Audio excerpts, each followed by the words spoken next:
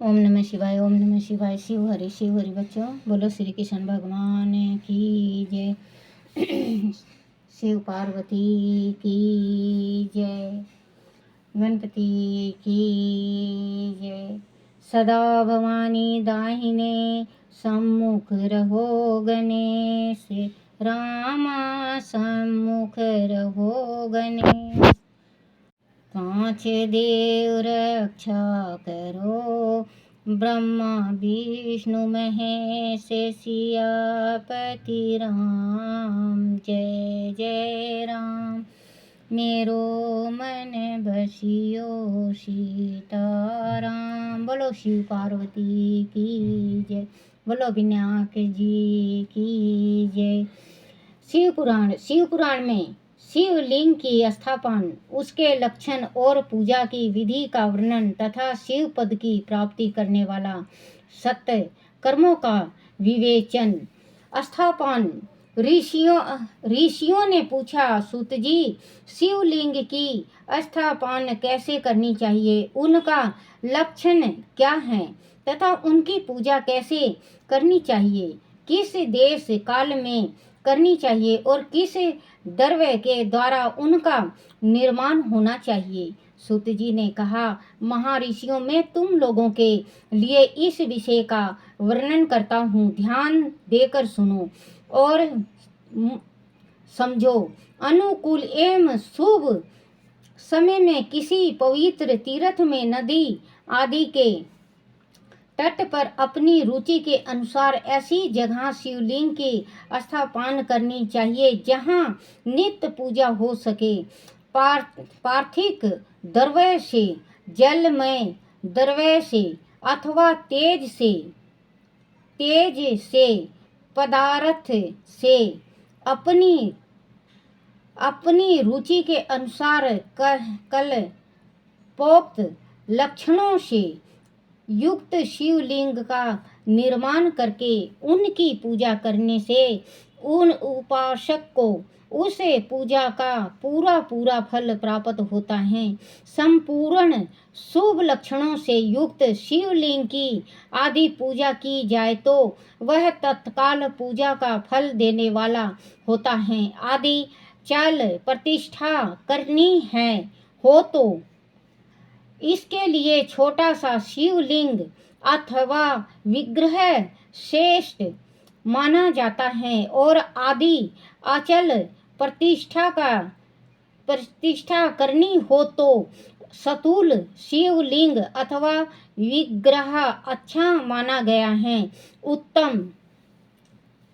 बच्चों, शिवलिंग बना के जो पूजा करता है उसको 100 गुना फल मिलता है।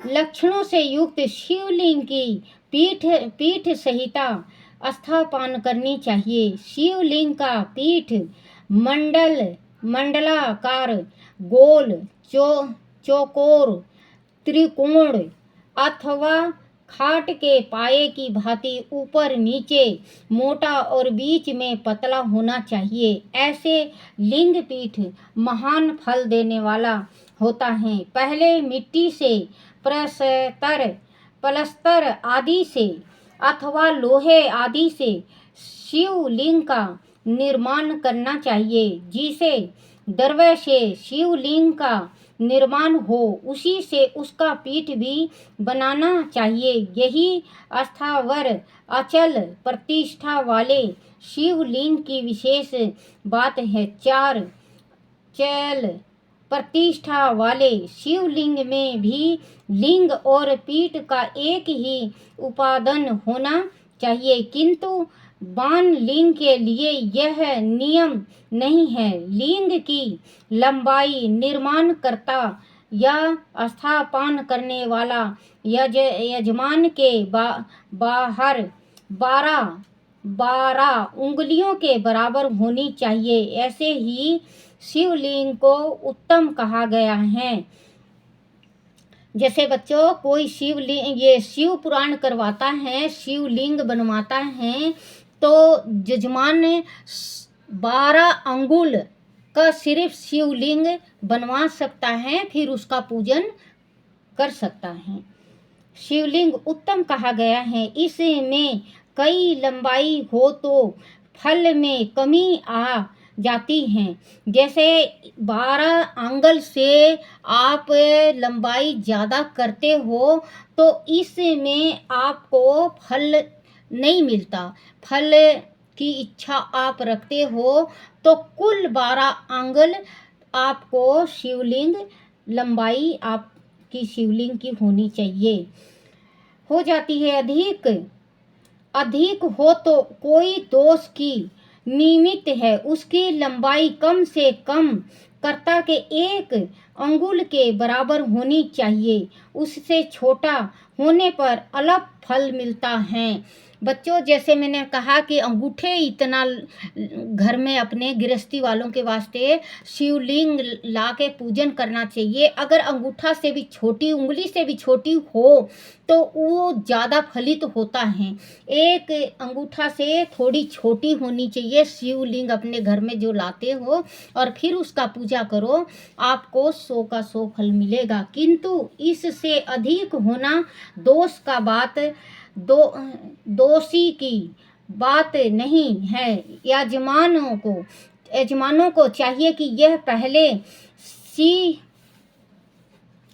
शिल्प शास्त्र के अनुसार एक विमान या देवालय बनाएं जो देवगणों की मूर्तियों से अलंकृत हो। उसका गर्भगृह बहुत ही सुंदर, ढूढ़ और दर्पण के समान स्वच्छ हो। उसके 9 प्रकार के रत्नों से विभूषित किया गया हो। उसमें पूर्व और पश्चिम दिशा में 2 मुख्य द्वार हों जहाँ शिवलिंग की स्थापना करनी हो। उस स्थान के गर्त में नीलम, लाल, वेदुरय, श्याम, मरकत, मोती, मूंगा, गोमेद और हीरा, इन 9 रत्नों का तथा अन्य महत्वपूर्ण द्रव्य को वैदिक मंत्रों के साथ छोड़ें। सगो जत आदि 5 वैदिक मंत्रों द्वारा शिवलिंग का 5 स्थानों में क्रमशः पूजन करके अग्नि में हवन की अनेक आहुति दें और परिवार सहित मेरी पूजा करके गुरु स्वरूप आचार्य को धन से तथा भाई बंधुओं को मन चाही वस्तुओं से संतुष्ट करें। याचकों को जड़, श्रवण, ग्रह एवं भू संपत्ति तथा चेतना, गो आदि वैभव प्रदान करें।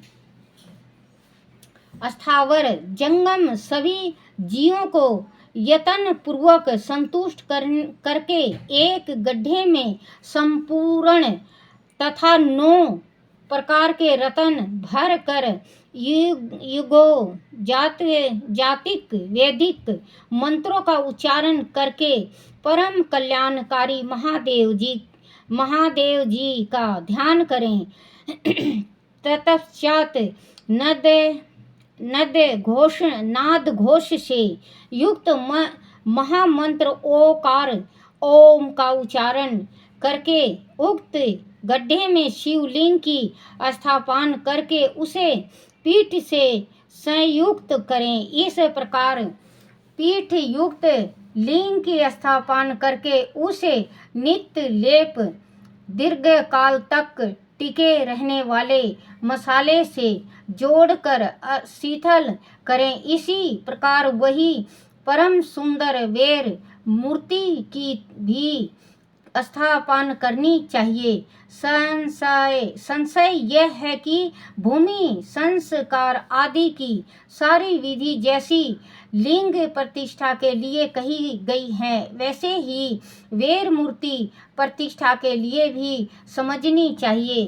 अंतर इतना ही है कि लिंग प्रतिष्ठा के लिए प्रणव मंत्र के उच्चारण का विधान है, परंतु वेर की प्रतिष्ठा 5 अक्षर मंत्र से करनी चाहिए। जहाँ लिंग की प्रतिष्ठा हुई है वह भी उत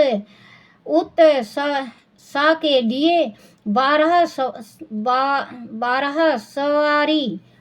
सवारी निकालने आदि के निमित्त वेर मूर्ति को रखना आवश्यक है। वेर को 12 से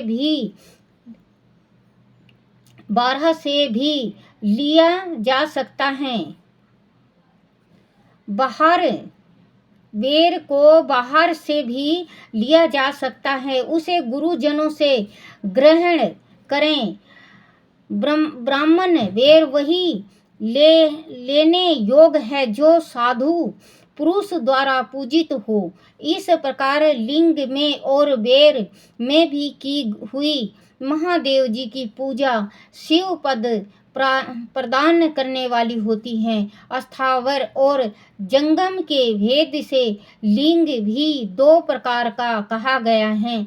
बच्चों, ये शिव पुराण का जो ये मैं सुना रही हूँ आपको, तो ये जो शिव पुराण करवाता है उनके वास्ते हैं ये सारा चीज कहा गया है। वह वृक्ष लता आदि को स्थावर लिंग कहते हैं और कृमि कीट आदि को जंगम लिंग।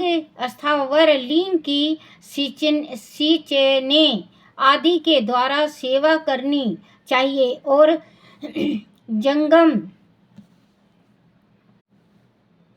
जंगम लिंग को आहार एवं जल आदि देकर तृप्त करना उचित है। उस स्थावर जंगम जीव को सुख पहुँचाने में अनुरक्त होना भगवान शिव का पूजन है, ऐसा विद्वान पुरुष मानते हैं। यह चराचर जीवों को भी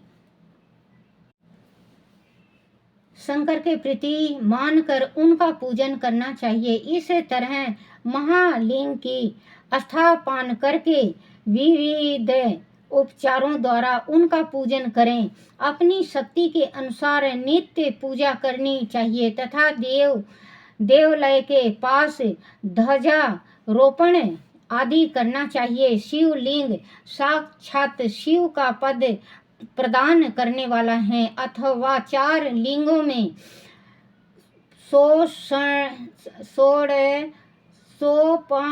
पांचारों द्वारा यथाचित रीति से क्रमश पूजन करें। यह पूजन भी शिव पद प्रदान करने वाला है। आवाहन, आसन, अर्घ, वाग पायंग, आचमन, अभंग पूर्वक स्थापन, वस्त्र एवं यज्ञों उपरांत ग्रंथ, पुष्प, धूप, दीप, नैवेद्य, तंबूक समर्पण, निरंजन, नमस्कार और सिर विसर्जन यह 16 उपचार हैं अथवा अग्रह से लेकर नैवेद्य तक विदित पूजन करें। अभिषेक, नैवेद्य, नमस्कार और तर्पण यह सब यथाशक्ति नित्य करें। इस तरह किया हुआ शिवलिंग का पूजा शिव पद की प्राप्ति करने वाला होता है। अथवा किसी मनुष्य द्वारा स्थापित शिवलिंग में, ऋषियों द्वारा स्थापित शिवलिंग में, देवताओं द्वारा स्थापित शिवलिंग में, अपने आप प्रकट हुआ भूलिंग में तथा अपने द्वारा नूतन स्थापित हुए शिवलिंग में भी उपचार संपूर्ण पूर्वक जैसे तैसे पूजन करने से, यह पूजन की सामग्री देने से भी मनुष्य ऊपर जो कुछ कहा गया है वह सारा फल प्राप्त कर लेता है।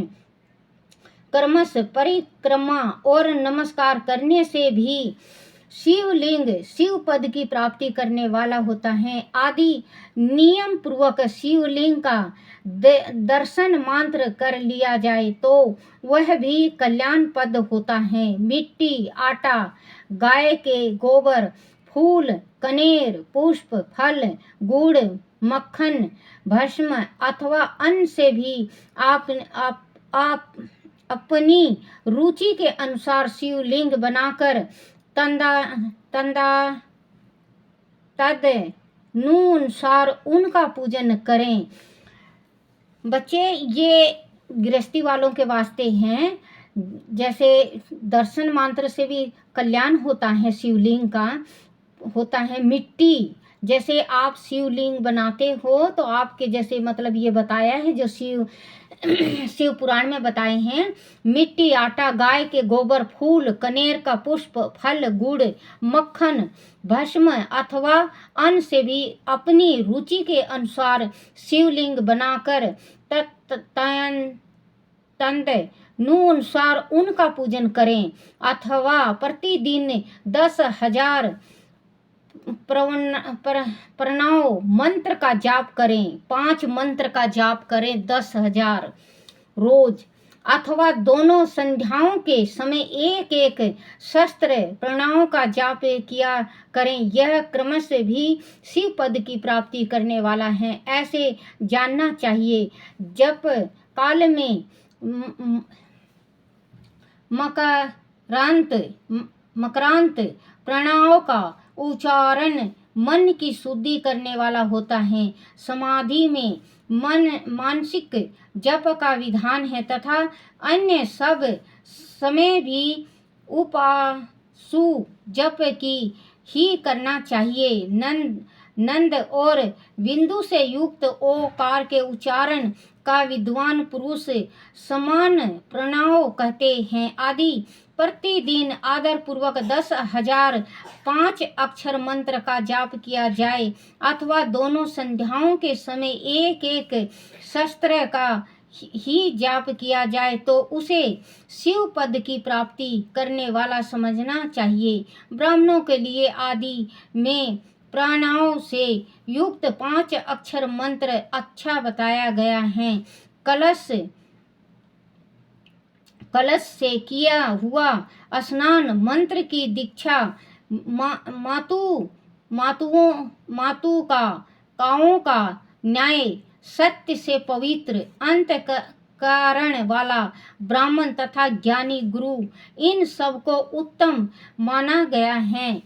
द्विजों के लिए नमः शिवाय के उच्चारण विधान है।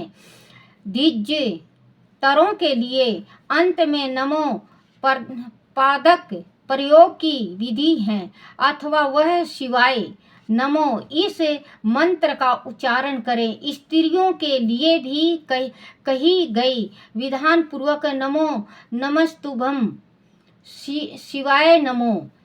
बच्चों, औरत को जो पढ़ना चाहिए नमस्तुभम, नमस्तो शिवाय नमो का ही जाप करें। कोई ऋषि ब्राह्मण की स्त्रियों के लिए नमो पूर्वक नमो शिवाय का जाप करें। 5 अक्षर मंत्र का जाप करोड़ों जाप करके मनुष्य भगवान सदा शिव के समान हो जाता है। 1, 2, 3 अथवा 4 करोड़ का जाप करने से क्रमशः ब्रह्मा, विष्णु, रुद्र तथा महेश्वर का पद प्राप्त होता है। अथवा मंत्र में जितने अक्षर हैं उनका पृथक पृथक 1 लाख जाप करें अथवा समस्त अक्षरों का एक साथ ही जितने अक्षर हों उतने लाख जाप करें। इस तरह जाप को शिव पद की प्राप्ति करने वाला समझना चाहिए। आदि 1000 दिनों में प्रतिदिन 1 शस्त्र जाप के क्रम से 5 अक्षर मंत्र का 10 लाख जाप पूरा कर लिया जाए और प्रतिदिन ब्राह्मण भोजन कराया जाए तो उस मंत्र से अभीष्ट कार्य की सिद्धि होने लगती है। ब्राह्मणों को चाहिए कि वह प्रति दिन प्रत्यह काल 1008 बार गायत्री का जाप करें। ऐसा होने पर गायत्री क्रमश शिव का पद प्रदान करने वाली होती हैं। वेद मंत्रों और वैदिक सूक्तों का भी नियम पूर्वक जाप करना चाहिए। वेदों का पारायण भी शिव पद की प्राप्ति करने वाला है, ऐसा जानना चाहिए। अन्य जो बहुत से मंत्र हैं उनका भी जितने अक्षर हों उतने लाख जाप करें। इस प्रकार जो यथाशक्ति जाप करता है वह क्रमश शिव पद मोक्ष प्राप्त कर लेता है। अपनी रुचि के अनुसार किसी एक मंत्रों का अपना कर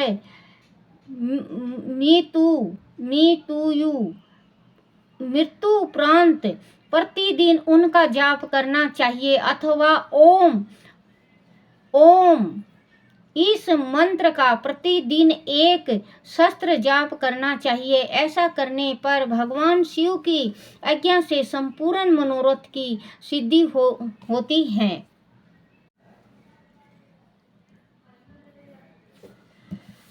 जो मनुष्य भगवान शिव के लिए फुलवाड़ी या बगीचा आदि लगवाता है तथा शिव के सेवा कार्य के लिए मंदिर में झाड़ने बुहारने आदि की व्यवस्था करता है, वह इस पूर्ण कर्म को करके शिव पद प्राप्त कर लेता है। भगवान शिव के जो काशी आदि क्षेत्र हैं उनमें भक्ति पूर्वक नित्य निवास करे। वह जड़ चेतना सभी को भोग और मोक्ष देने वाला होता है। अंत विद्वान